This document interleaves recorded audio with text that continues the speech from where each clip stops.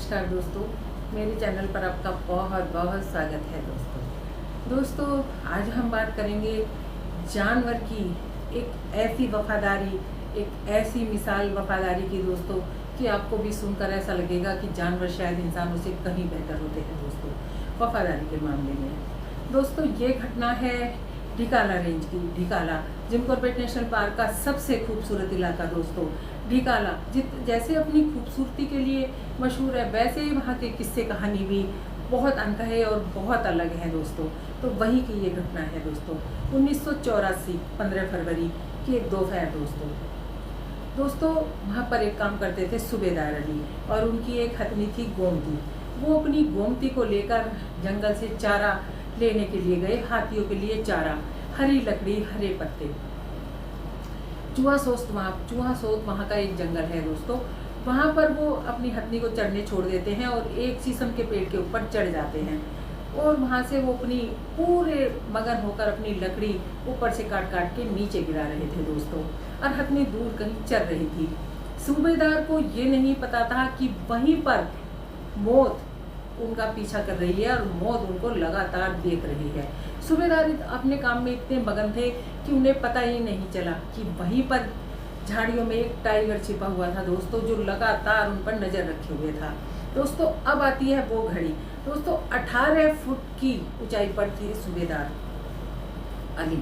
18 foot की ऊंचाई पर किसी टाइगर का हमला करना ये एक अलग सी घटना है दोस्तों। लेकिन उस दिन ऐसा ही हुआ। अचानक से टाइगर उनके पास आया, दबे पांव, उन्हें पता भी नहीं चला वो ऊंचाई पर थे और टाइगर ने अपनी जादुई ताकत इकट्ठी की और 18 फुट की ऊंचाई पर एक छलांग लगाई दोस्तों और वहीं से टाइगर ने सूबेदार अली के कंधों में अपने पंजे गड़ाए और उन्हें नीचे गिरा दिया।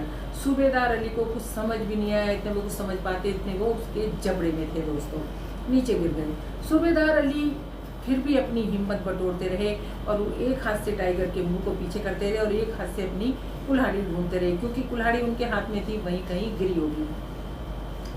लेकिन जब वो एफआई हो गए, खून बहुत निकल रहा था शरीर से, वो थक चुके थे, हिम्मत हार चुके थे, तब उन्होंने सोचा, उनके दिमाग में तब आया, उन्होंने अपनी सारी ताकत बटोरी और एक चीख मारी।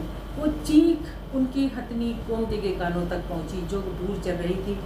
गोमती ने वो चीख सुनते ही सब कुछ छोड़ा और उसके कानों में जब अपने साथी की आवाज़ पड़ी तो वो बौखला गई और बिल्कुल उसने ऐसी तेज चिंगार मारी दोस्तों कि जंगल कांप गया, जानवर सब चिल्लाने लगे, इतनी तेज चीख थी उसकी। चिंगार थी दोस्तों, एक ऐसी चिंगार जिसे हम कह सकते हैं कि अंदर से लगाकर उसने ताकत से, और वो सब पत्ते पेड़ों को कुचलती हुई उनकी तरफ पड़ी जहाँ पर सूबेदार अली थे।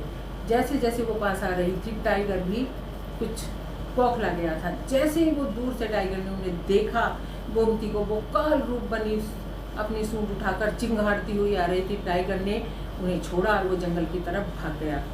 टाइगर जानता था इस हथनी से मुकाबला करना गुस्से वाली से अब उसके बस की नहीं है।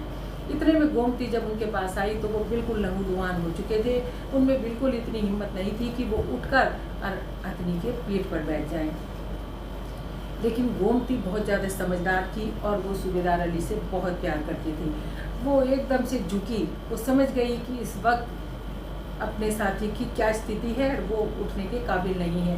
वो एकदम से बिल्कुल झुक गई और अपनी सूंड से सहारा देकर उसने उन्हें अपनी पीठ पर बैठाया और एकदम से वो जहाँ गेस्ट हाउस में रहती थी वहाँ के लिए वो दौड़ पड़ी। टाइगर उनका पीछा कर रहा था। टाइगर अक्सर अपने शिकार का पीछा करता है, अगर वो मार भी देता है किसी को और उसकी बॉडी मिल जाती है, गांव वाले उठाकर उसे घर ले जाते हैं, वो तब भी उस घर में आता है, अपने शिकार का पीछा अवश्य करता है टाइगर। लेकिन जैसे ही हथनी उसे देखती, वो पीछे मुड़ती और चिंगारती, उसे पीछे खदेड़ते वो इस तरह ही गेस्ट हाउस पहुंची। जब कर्मचारियों ने उनकी हालत देखी, हथनी की आंखों में भी आंसू बह रहे थे, उनको फौरन से रामनगर ले जाया गया वहाँ पर प्राथमिक उपचार हुआ, उसके बाद उन्हें एम्स दिल्ली रेफर कर दिया गया। कहते हैं 7 ऑपरेशन हुए उनके और 36 यूनिट खून चढ़ाया गया, लेकिन वो जिंदा बचे। कहते हैं जब वो इलाज के लिए चले गए थे, रोजाना गोमती उनका इंतजार किया करती थी। गोमती जानती थी कि वो यहाँ से बिल्कुल ठीक गए हैं और शायद ठीक होकर ही लौटेंगे। जानवरों की एक सिक्स सेंस इंसानों से कहीं ज़्यादा तेज होती है, और एक दिन वो दिन सच में आया। सूबेदार अली ठीक हुए और अपनी गोमती से मिलने गेस्ट हाउस आए, अपनी ड्यूटी पे लौटे। दोस्तों, अब आता है इसका एक सबसे भावुक अंत। जब हाथी 65 साल के या 66 साल के हो जाते हैं, जिस तरह इंसानों को 60 साल में रिटायर कर दिया जाता है, उनको भी रिटायरमेंट दे दी जाती है। दोस्तों, गोमती का रिटायरमेंट समारोह जब वो 66 साल की हुई तो उसको रिटायर किया गया, बहुत सम्मान किया गया उसका और बहुत सम्मान पूर्वक उसकी विदाई की गई। और कहते हैं दोस्तों कि सूबेदार अली की आंखों में बहुत आंसू थे और हथनी की आंखों में भी आंसू थे। वो दोनों एक दूसरे के गले लगे हुए थे दोस्तों और रो रहे थे। क्यों? क्योंकि अब उन्हें अलग अलग जगहों पे रहना था दोस्तों। तो दोस्तों, हथनी आज भी गोमती जिंदा है और डिकाला के किसी हाथी घर में है, जो वहाँ पर दूसरे हाथियों को ट्रेनिंग देती है और बहुत सम्मानपूर्वक जीवन बिता रही है दोस्तों।